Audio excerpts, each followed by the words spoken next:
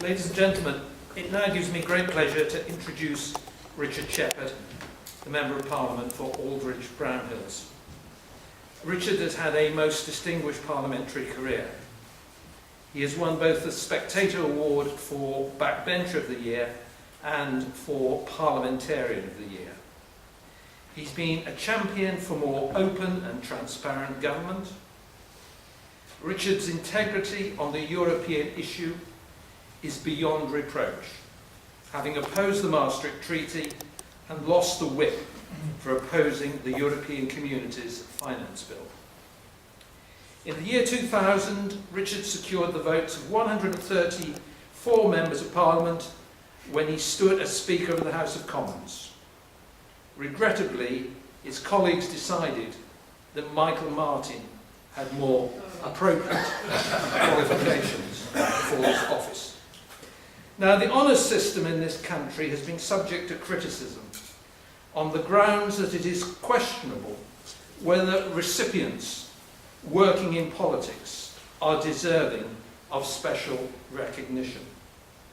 In Richard's case, there can be no doubt on that score, and we unreservedly congratulate you on your recent knighthood.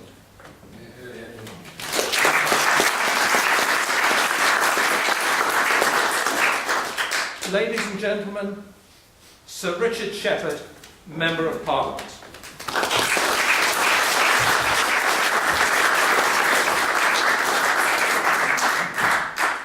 I don't know who this Richard Shepherd fellow is, but I don't think anyone can live up to the expectations produced by a good friend. We both served at the same time in Parliament, as you may probably well know, and this miscreant was proud to be associated with this distinguished chairman of the Bruges group. I'm very conscious that much of what we hear and are told is the memory of old men, and it grows in the telling. It's not offensive. It grows in the telling. But there are certain things that stick in one's mind. On the 28th of February, 1992, I moved a motion for a referendum on what was then the Maastricht Treaty. It was 2 weeks before the end of that Parliament. And I went to seek the support of Mrs. Thatcher. She had by grand people treated well in our country.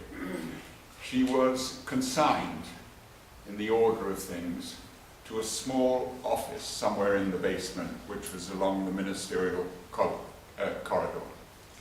Next to her, a large, one of London's finest, in every sense of it, policeman, who occupied almost 90% of the small room that was adjacent and was meant to be so up and at him that he could protect her in those circumstances. And I asked her, would she support my referendum bill? It was a private member's bill, and we were number one, and it would be the only subject discussed that day. And she had to have a copy. This is the one thing we forget. Mrs. Thatcher was a worker in every sense of the word. She wanted to test those propositions in her own mind. In this Daluli world we become, no one was interested in the detail, no one follows up, and people just have ideas that come off the wall. And I think, in fact, that was what Peter was referring to in connection with the marriage arrangements that suited one person and a coterie. It was never taken through the party. There are no committees that discussed it, no preparation on any front, and we're landed with it. And the natural response of people like me, a man and a woman, a mother and a father, the product children. Very simple in my mind. It's linguistic. I am therefore mindful that I live in strange days and curious waters. And it is not as my party once was. There was an attention to detail. There were proper processes by which the leadership interacted with the parliamentary party. This would have taken months, years possibly, of gestation. For the one thing we know about England, if you do it gradually and properly, you will carry the people with you eventually if it is a just and appropriate measure. Now we have pounced upon us all manner of measures that actually is like a blackmail threat to its own party. How, I don't know, and why, I do not know, that a Prime Minister should actually try and race against his own party. That's what's happening. And it's very distressing to old-timers like me that regularly shook my fist at Prime Ministers. But the reference to Mrs. Thatcher is an important one, because there she was. I had to find a fast copy of my bill that was going to be discussed, naturally. And she wanted to see me to discuss it, naturally. And then she looked through this and said, this isn't tightly enough. And I said, why? I got a parliamentary council that helped me in the expression of the views within it. What's wrong with it? She said, you've forgotten. You can't trust them. There she sat in a room with a sofa, a small desk, and a detective next door. That was the biggest room, in one sense, in the whole palace of Westminster. She attended that debate on the 28th, and it was the last, I hope I've got the right date on the 28th of February, it was the last time she attended the Commons, and the last time she voted in the Commons. And I'm glad to think the vote was to extend the debate on Masterwood, i.e. against it. Peter Shaw stood up and said, a Labour man, as someone that I'd come to admire and respect, because this was a man of intellect, and a man that above all was British or English in his inner instincts. And he put to the floor of the Commons the proposition, how could it be that this Parliament is prepared to give away the thing that we judged most precious in our history, self-government. I just remember those because the other powerful Labour speaker in those debates was a citizen of the world, naturally, and therefore the thrust of the argument was never quite so strong. But Tony Benn, in his revolutionary phase, was dead against this. And we forget now that Labour is the party of Europe, just what its history was. Peter Shaw wrote the speech that the then leader of the Labour Party delivered, and it came to be known as 1,000 years of, is this the end of 1,000 years of British history? That was what it was called. But if one reads that speech, what Gaitskell is saying in, remember, the late 50s, early 60s, was how do we know where this is going? We can't say we're for it until we know what it is. I accept that, that's a reasonable point. If you don't know where something is going, what it's about, we need further and better particulars. The lawyers will know all about that, but a sensible citizen will also know that you need to know well what you're entering into. It was never about that, of course, in truth. Mr. Heath and a number of, I regret to say, conservative politicians, including Mrs. Thatcher in that period, believed that the only future for Britain lay within some form of membership of what was then the common market. I believe in free trade. I would vote for free trade. I voted for free trade, and what did I inherit? A moving obstacle that was going to create and take over the government of my own country. A government that I cannot dismiss by votes, and we should respect the power of the individual citizen to determine the nature of their own politics. They can expel, as every Conservative Member of Parliament will remember, as they did in 1997, the whole caboodle. So that intimate link between a simple expression of the vote gives the citizen in this country the absolute ability to dispose of who they opposed, if they could convince enough of their fellow citizens to join them in that venture. In 1997, they did convince a majority of the citizens to bring an end to Conservative government. And Barry and I lived through these circumstances, and the tense days and the hysteria of it all. And what was it about in the end? We did not join the euro. We did not commit ourselves in Maastricht to the euro. And in so doing, it has always meant that we are not truly a part of the European Union. You can see as it goes forward that we have no relationship with that. Europe, as the Prime Minister said, is changing dramatically. There are circles within circles, and the central thrust that they will stuff down us till the end is to try and make this euro work. But they're not prepared to give resolution, because who would pay? Germany. Mrs. Merkel has an election this year. The last thing she wants to introduce German voters to is the concept that after the election, should she win, and her coalition partners go along with it, they may be able to tap the resources of the German taxpayer to bail out the euro. That is their only hope, as I see it. But we all voted against it at the time. And it broke the Conservative Party. And people point fingers and say, but you destroyed the Conservative Party. Destroyed a Conservative Party? What is a Conservative Party?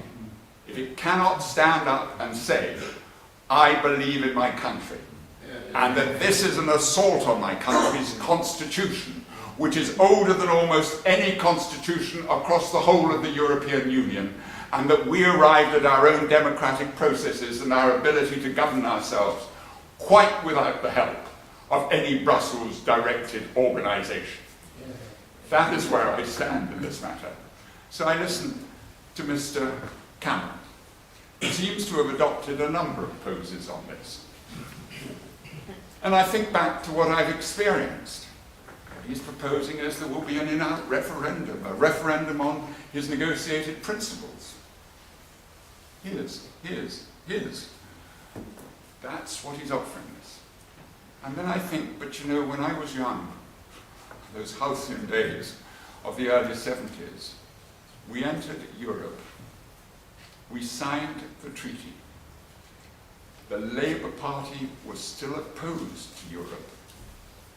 And Mr. Wilson finessed it all by saying, we must have a referendum. I will renegotiate the terms of this dreadful treaty. I said, attaboy, get to it, etc. We want a proper free trade area, was how I saw it. He came back in a remarkably short time, unlike Mr. Cameron, who seems to have all the time in the world. Mr. Wilson was cleverer than what we have nowadays.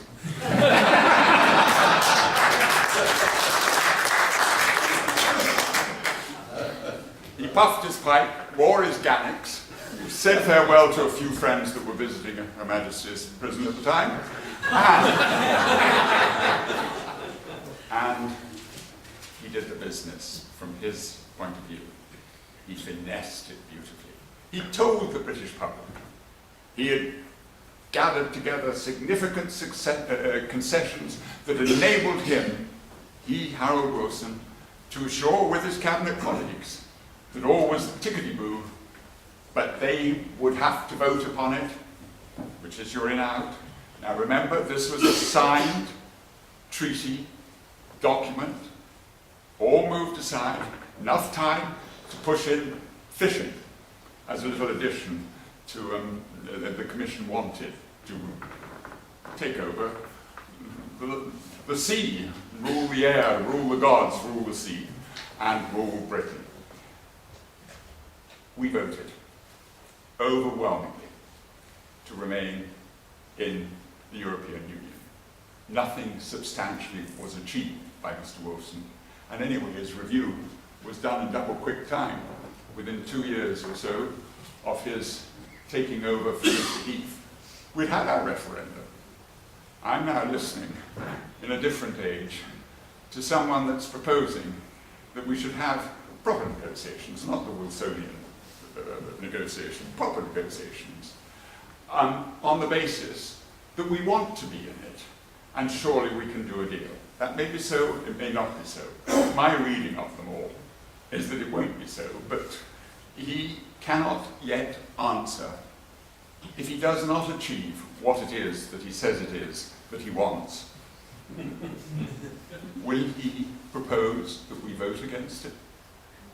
Will he? It's the one area that he will not answer, and yet it is the most germane question of all. Now, my purpose isn't to deconstruct the Conservative Party. My purpose is to try and argue that in the course of events that we're facing, that this side of the argument hangs together. I think there are at least 4 groups within the House of Commons. At least 4 groups, but Peter is actively engaged and has more days of the week than I do somehow, and gets round more vigorously. That's where we are. 4 groups. The argument's going to be put, the same ones. We will see Mr. Heseltine telling us how to grow a garden. We will see Ken Clark telling us that there is only one way forward. These are the figures. We'll see Michael Howard judiciously saying, as he cuts our throats, we should go in. We'll see all those. They said it yesterday. They said it the day before yesterday. They will not change. This is a religion almost. A secular religion now. Having cast out God, having cast out everything else, the only worthwhile religion of the European Union is its belief in itself and its ever-expanding competences. We've seen it, and that's what it's about. And that's what I want to ensure one day we wake up. But as in life, the pocket matters. And I look around in Aldridge Brownhills, and I can't tell you, they would be out tomorrow. But if I told them, this is difficult, you know, what if your incomes fall? Oh, the pragmatism of Britain comes in there. Money's money. We need to live. We want to do. We don't want to lose markets. These are arguments we've heard for the last 30 years. If the European Union had functioned so well, would we have any of the problems we're confronting now? Theirs is a magical remedy. I think it's 33 times I've seen this ridiculous former Prime Minister of Portugal rush out to tell us that the euro has been solved. And then within 24 hours they're back in conclave, doing the hard dealing of who's going to divvy up. Well, it's the International Monetary Fund so far, and our good friends the Germans, and all on a loan basis, nothing to do with the treaties, nothing about the legality of what this construct has meant to be. It is an uncertain world. They make it up as they go along. And it's a one-way making up. But I do believe this is truly an opportunity in one sense. The European Union is changing. It cannot help it. The euro is what it's about.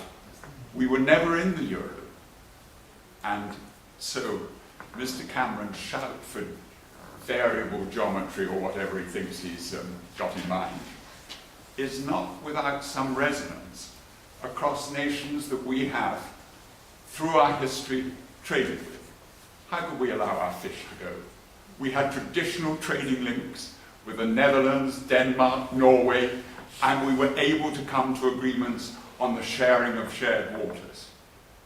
We don't chase fish. And yet I look in Open Europe, a suggestion that what are we going to do? What are we going to do on the fisheries policy? Fish aren't they? They are proposing that we should extend our control over our waters, as I see them, from 6 to 9 miles.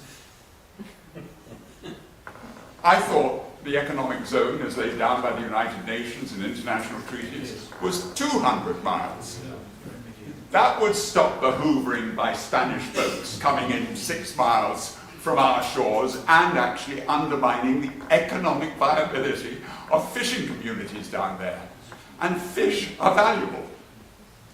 If I propose to Earl Cadogan that actually I think of Chelsea as a common resource, and I've got a bigger family than you, and I can vote that the lands and possessions and things of a family that they built up over a long time, or any other person's wealth, is transmittable like that.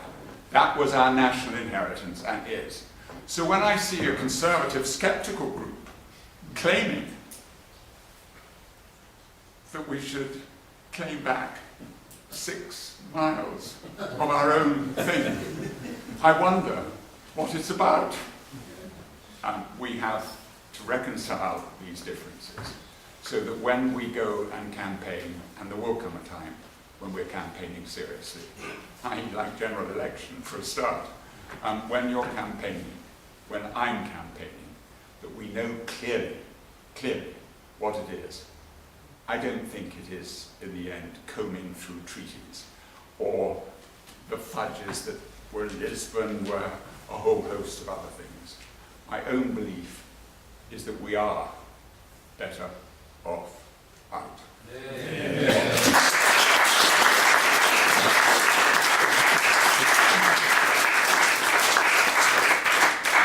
I'm very grateful for your attention, and I'm pleased to note that I didn't fall asleep during my own speech. It's been a great worry to the family.